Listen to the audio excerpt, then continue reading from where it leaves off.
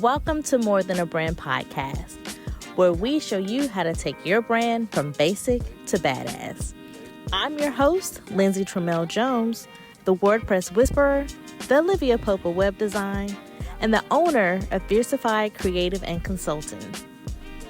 I invite you to sit back, grab your favorite glass of wine, and your note takers, because I'm dropping jewels all season long. Thanks for listening. Hello. I am here with Angela Williams, who is a brand specialist. She helps you with your brand, but she also helps you with your mindset. She is a new mom.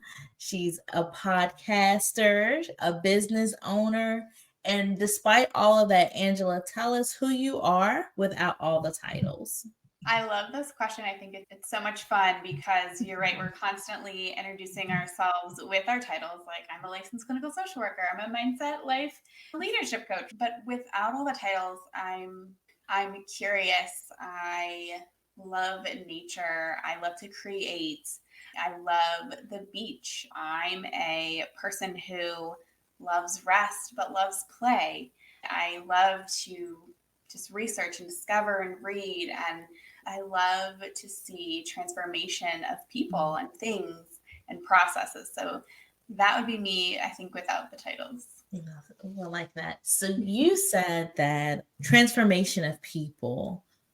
Would you say, because you are a new mom, how old is your son now? He is 10 months now. 10 months. How has that transformation been?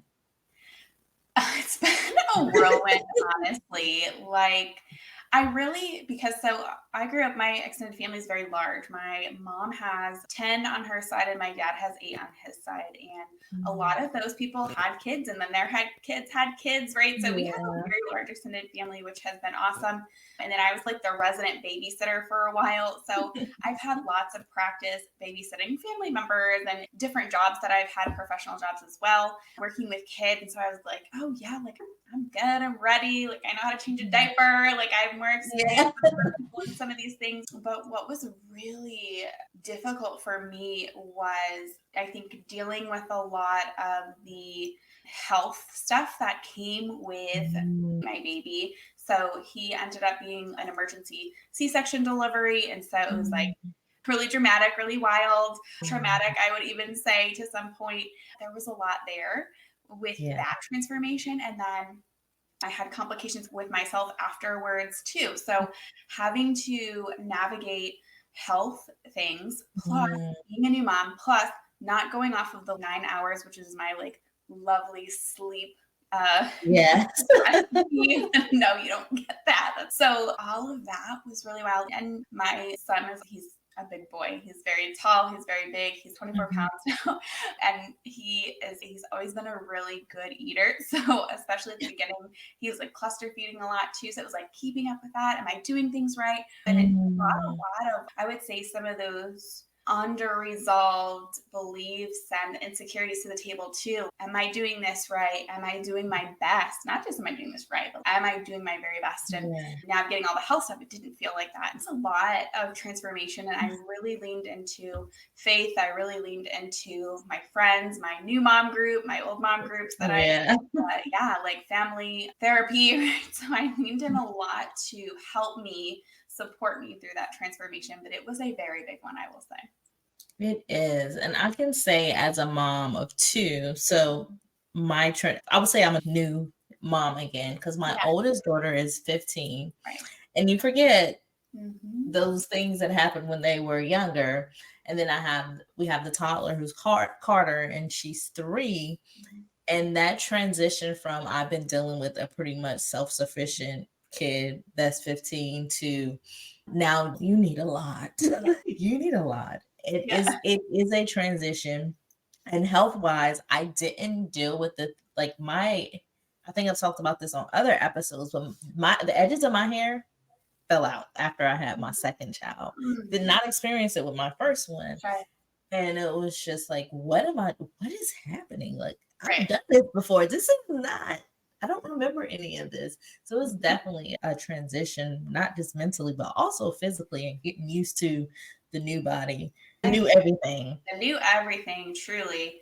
Because even nursing, I nursed him for a while, as long as I could. And even that, just sharing your body with somebody, your baby, right? Even that's a whole mental, emotional Yeah. thing that you have to navigate. There's so many things. You see it and you notice it from other people while you're without kids. You see that going through this, but you don't know until it's really in your body and your feelings and your own thoughts. Like it's a whole different world. And everybody experiences it differently too. So it's like hard to even compare. Yes. Even same body, different children. It's no comparison. There you go. That's a great example too. Yeah. So you help people with their mindset. How do you help them through when they're transitioning through whatever, either it's their business, their life? How do you help them?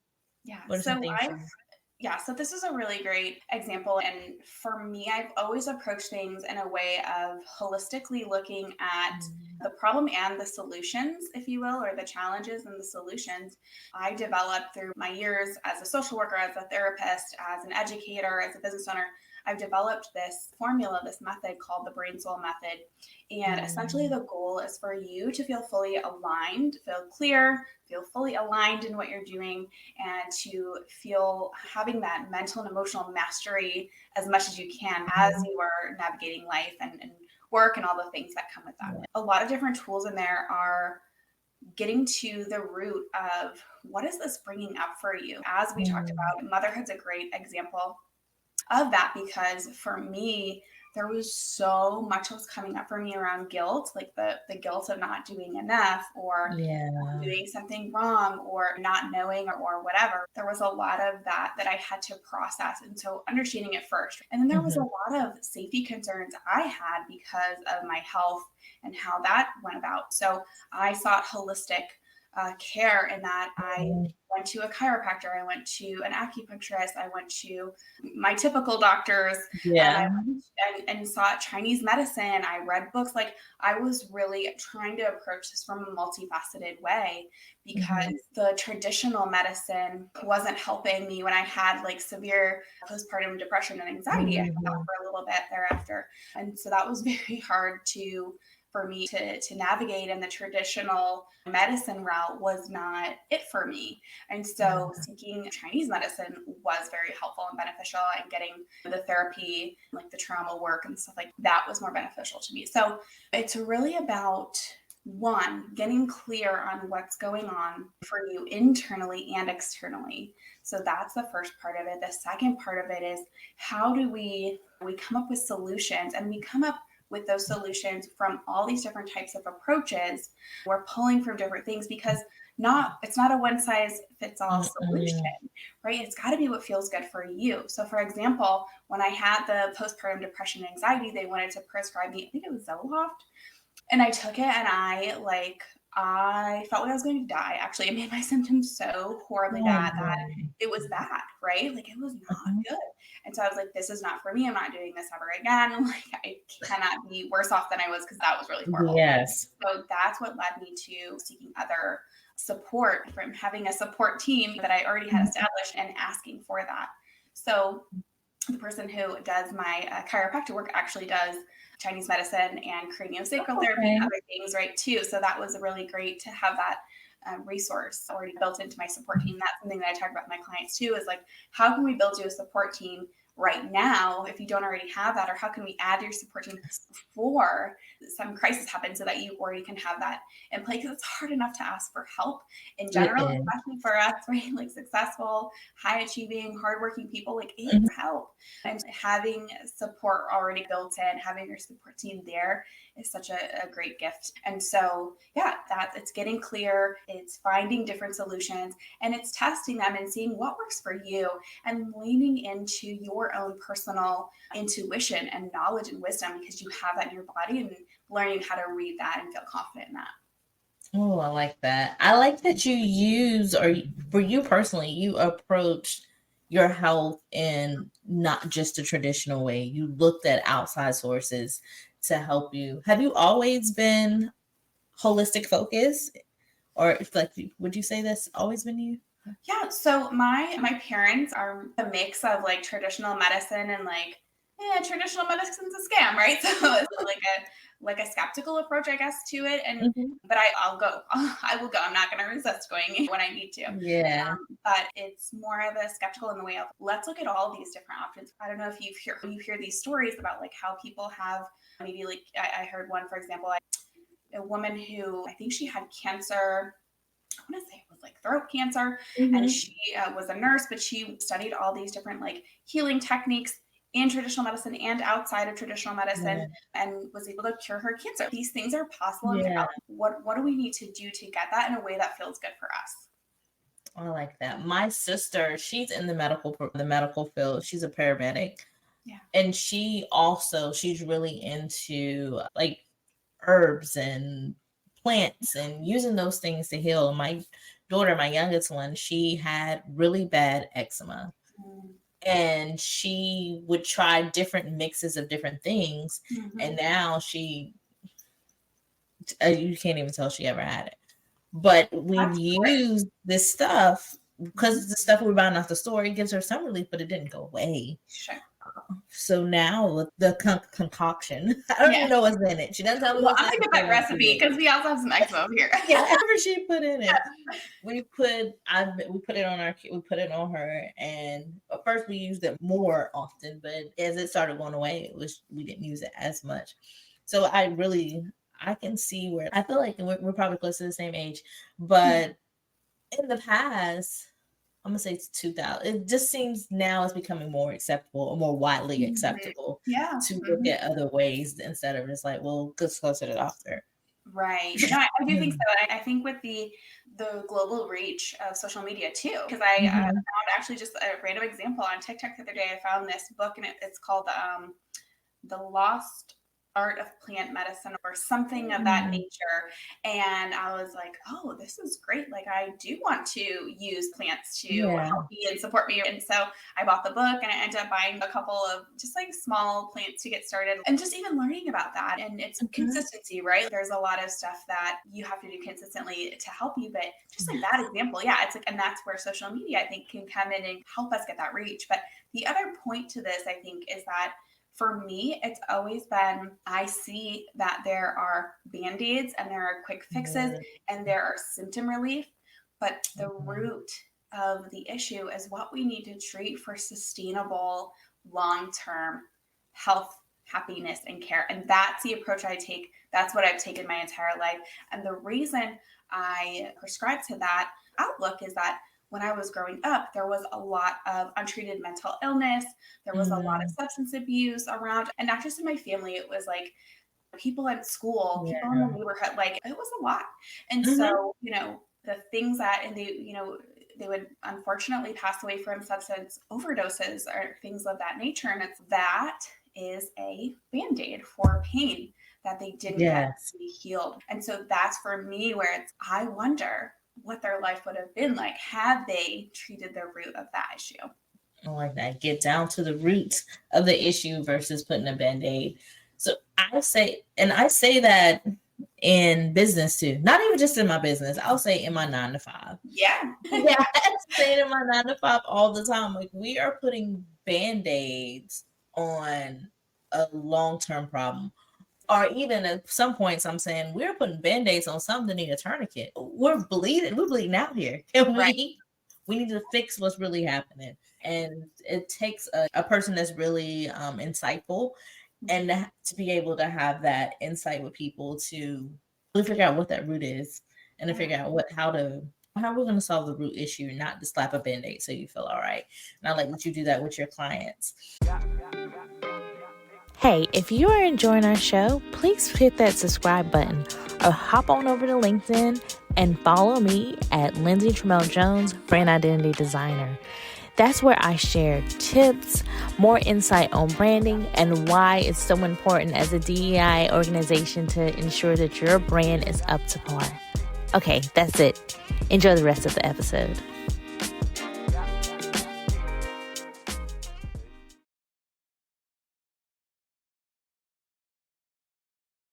So you're very successful, looking holistically. Is there a time in your business where you made a mistake and you was like, I'm not coming back from this? Like mistake in your life, where you was like, and if you want to share what that looks like, Was there a time where you was like, man, I just might as well throw the whole business away? I think everyone goes through that as a business owner. I feel like that's just like a thing that happens. Like, I'm going to go work at Starbucks. That was always my joke because I was going to go work at Starbucks. Yeah. I even like the smell of coffee, really. So that one works out either. Hello. Anyway, I think for me, so basically, one of the stories I like to share, and again, something that I like to work with my clients on is the whole burnout factor, right? So when I was working for a 9-to-5 job, I took on way too much. I was trying to do it all. I was really trying to prove myself, trying to get the ladder, really all the things, the natural kind of traps, if you will, that can be the path of burnout. And at the same time, I had decided I had my license. I really wanted to start doing therapy, work with my specific therapy clients with clinical issues. And there was no other time for me to work on it except for the weekend. So it ended up some weeks I was working 7 days a week, and it was just too much. It really piled on me, as you can imagine. And then I burned out. I was really ill physically. It was just not good, right? Yeah. So I said, you know what? This is never happening again. I'm getting out of this. I went full force into my first business, which is my therapy business. And then it was good, right? I got to detox from that because I had more free time. I was building up my clients. I had a little base, but I was building it up. So it was not a lot of pressure, all of that. But I did the pricing mistake of saying, oh, as long as I make more than I did at my other job, I'm good. I was charging $35 an hour. No, ma'am. No, ma'am. Because the going rate also, heads up, was like $120 an hour in this area. Whoa.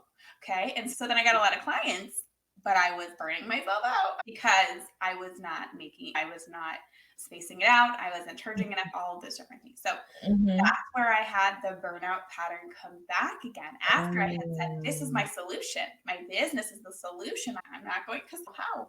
I don't have things. I don't report to people, right? Like, how? Why am I tired? Right? So that was then a really great reality check. I haven't done that since then. So thankfully we learned the lesson. Growth. But yeah, so then that was a huge lesson where I was just like, oh, wait a second, I really messed up here and this is not good.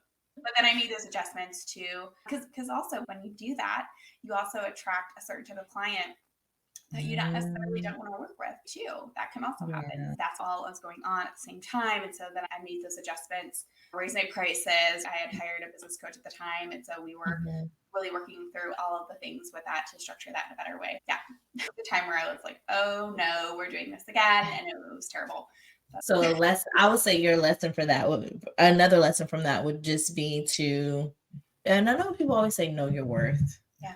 But it is true. You have to know not just know your worth, but know your boundaries and know your limit. I guess that's the best word. Know your limit. Know your limit and don't find out before it's too late. Know before you reach it. Exactly. And that's where I'm like, let's talk about burnout prevention. Okay. Like, let's not even address the burnout. Obviously, let's address the burnout if it's happening to you. But let's put in place things so that you don't even get there. And that is the foundation, right? The boundaries, the charging and I really struggle with the charging your worth thing because of like your worth is not measurable in money, I don't think. But charging for maybe your expertise, your experience, the market rate, whatever you want to charge, right? All that goes in there. Your confidence with pricing, right? Like all that goes into that. But yeah, it's having the foundations of charging so that you can pay yourself, make your business profitable, knowing your boundaries, saying no to stuff that you honestly don't need to do. Because I think there's also that taking whoever client credit cards with a pulse. Whoever swipes the card, I'll take it. It ends up messing with you mentally. Your wallet might be fine. Your bank account might be fine, but mentally it is taking a toll on you. And I've gotten to the point in my life where if it's going to take me down, it's not worth the financial gain that I'm going to get. Yep. It's at this point where energy becomes more important than money. Yes, it is. Because money is replaceable. Your energy, right? Like you really have to protect that. You have to figure that out, right? That's a whole different ball of wax. Yeah, it is. Did you always want to get into therapy and social work? I did. Let me just say, so when I was younger, I took an entrepreneur class. Actually, I think I was in, I want to say 7th or 8th grade, something like that. We had an elective where we had a teacher come in and talk to us about building a business plan and stuff like that. And so, at first I was like, what was I going to do? I was going to be a fashion designer, and then I was going to just open like a hair salon. Whatever. It didn't matter. But then after all of the things I was telling you about that I saw, I was like, no, I really want to help people make a difference in their life, because I believe that if people are able to get to the root of their stuff and make the changes and care for themselves in the way that they can, that it's going to ripple impact. It's going to ripple impact their friends, their family, their community in a positive way. And that's the part that I wanted to really get in on. So that kind of shifted things for me that way. So you were already on this path. Would you say that young 10 to 12-year-old Angela is proud of who you are? And that's what kind of inspired me to think about that question of like when I was younger, what I want to do too. And yes, I would say she's very proud of me, because I grew up in a way that was like my self-confidence was lower, and it was difficult for me to speak publicly. I would be nervous for presentations all the time. There was a lot of stuff, and I didn't really speak my mind as much as I do now. And I was confident as I am now. So there's a lot of things that I think she would be so proud of, because it's a big difference from where I was and felt internally as a young person. Okay. So what are some things would you tell someone that's looking for where to start with their mindset? What is some words of advice? Yeah. So if you're noticing, and this is where I see people, typically my clients are like pretty self-aware. They have goals, they have ambitions, they're on their way. But there's one area, right, that's like kind of stunting their growth. They're holding them back, they feel like. When you notice that, I start to turn inward and ask yourself questions. What's coming up for me? Why do I feel this way? Where have I seen this before? Is this a pattern for me? How does this make me feel in my emotions, in my mind, in my body? And so it's starting to get clarity. That's the first thing. So the sooner we can get clarity on what that root is, that root issue that's going on, or that root challenge, or that root stumbling block, however you want to label that, that's where we can then bring in those holistic solutions to help you get in that right path. So it's starting with clarity. It's starting with that tuning in and turning in to ask yourself the questions to get clear on that. Tuning in and turning in, put it on a t-shirt. Yeah. Put it on a t-shirt. You said something before we wrap up, but you said something that just made me think. When I think mindset, and I haven't worked with anyone with mindset work, when I think mindset, I always like it's a total mindset issue. I don't think of it being different sections. And the way you explained it, as there's something, not just your whole mind is jacked. Yeah. It is a piece somewhere that's just holding you back, and you need to work on that. It might not be the whole thing. It may just be this part. So I like that, because that's one thing that when I always hear mindset coaching, okay, my head is the whole thing. Right. That's a good point. And I'm glad you brought that up, because again, it's when we're so immersed in what we don't really think of it of talking about it that way, because for us, like I said, the majority of my clients are like, okay, I got one or two things that I really want to work on, versus everything's chaos. No, not everything's chaos. Usually when you're in that sort of a headspace, it's hard to even get the clarity to know to reach out to someone too. So those people might be in a reaching out, or they may be just reaching out and just saying, hey, my life is chaos. I need help sorting all of it. And that happens too, for sure. But I think with specifically the entrepreneurs and leaders and public figures that I work with, it's, hey, my relationships are really struggling because of my busy schedule. I don't know what to do. We're fighting all the time. Like we're struggling, right? So it's figuring that part out. Or it's, I have the expertise, I have the experience, I have all of this stuff. I'm not making the money. What's going on here? And so we do that digging to figure out, what's that one block right here, right? What's the thing we need to shift that's going to open the floodgates for you with all of these things? Is there anything you would like to share? Any last words you'd like to share to the audience? I really want everyone to just take care of themselves. The only person, with some exceptions, some situation exceptions, but the only person that's going to truly take care of you and the way that you need is you. And I mean that by advocating for yourself. I mean that by going to your dentist appointment. And people, I know this is my work, right? It's not just one small thing. Actually, I learned from, I don't know if you know who Jasmine Haley is. She also worked in dentistry before, and she had just put up a post about how you don't take care of your teeth, that can lead to heart problems. I didn't know that. But again, right? It's like we have to take care of ourselves. There are ripple impacts.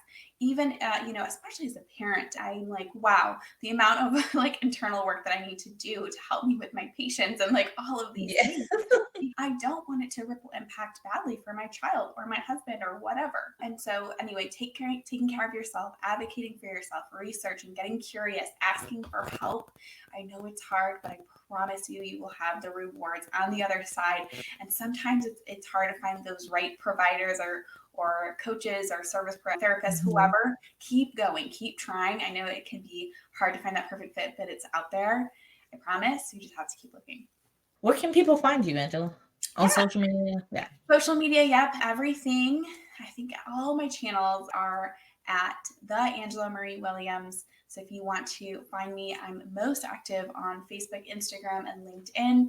I also have a YouTube channel with lots of good information and also past episodes of the Bigger, Braver Life Show podcast. If you want to really dip your toe in or dive in to your own self-development and mindset and leadership and life support, go ahead and check all of those resources out there.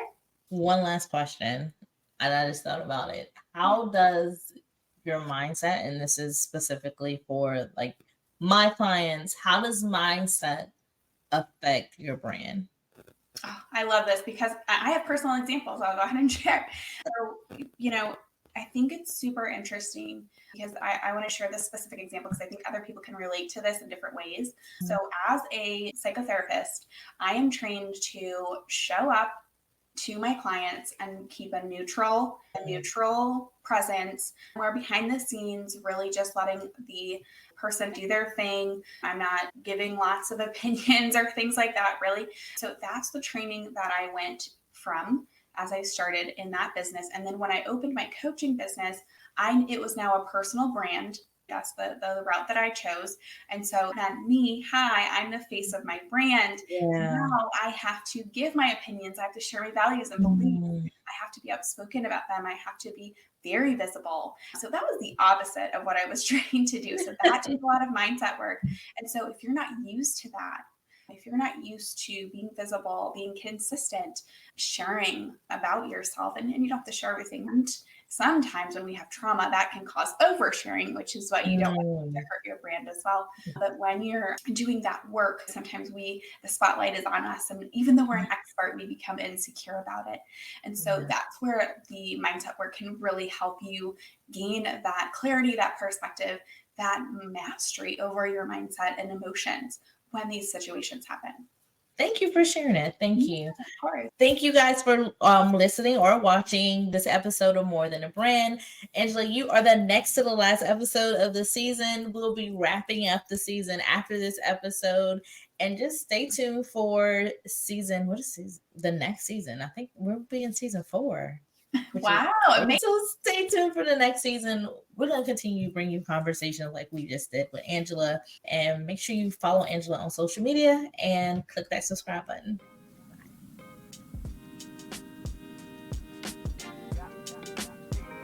Hey, I hope you enjoyed this episode as much as I did. Remember, hit that subscribe button so you can stay up to date with the new upcoming episodes. And if you want to, find us on social media at fiercified.agency on Instagram or find us on Facebook at Fiercified Creative and Consultant. Send me a DM. Let me know what you think. I would love to hear your input.